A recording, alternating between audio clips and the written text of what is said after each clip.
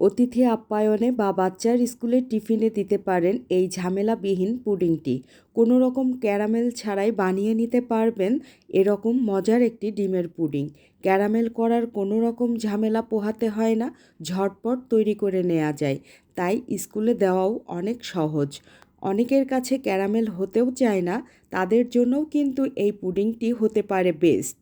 তাই আমি আমার বাচ্চাদের জন্য আজ বানিয়ে দিলাম ঝটপট ক্যারামেল ছাড়া ডিমের পুডিং। খুব দ্রুত হয়ে যায় বলে আমি ঝটপট বানিয়ে কেটে টিফিন বক্সে দিয়ে দিলাম। এটি বাচ্চাদের জন্য খুবই হেলদি একটা টিফিন। এই যে দেখুন, কথা বলতে বলতে আমি পুডিংটা মোল্ড আউট করে নিলাম। তবে আমি গরম থাকা অবস্থায় মোল্ড আউট করতে গিয়ে একটু বাটির তলা থেকে ভেঙে উঠেছে। তবে আপনাদের হাতে সময় থাকলে একটু ঠান্ডা করে সেট করে নেবেন, তাহলে দেখবেন এমনটি হবে না।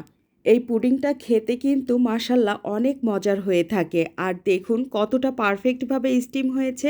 এই তো দারুণ মজার পুডিং এখন ঝটপট বানিয়ে বাচ্চাদের টিফিনে দিয়ে দিতে পারেন। আর নয় টিফিন নিয়ে চিন্তা।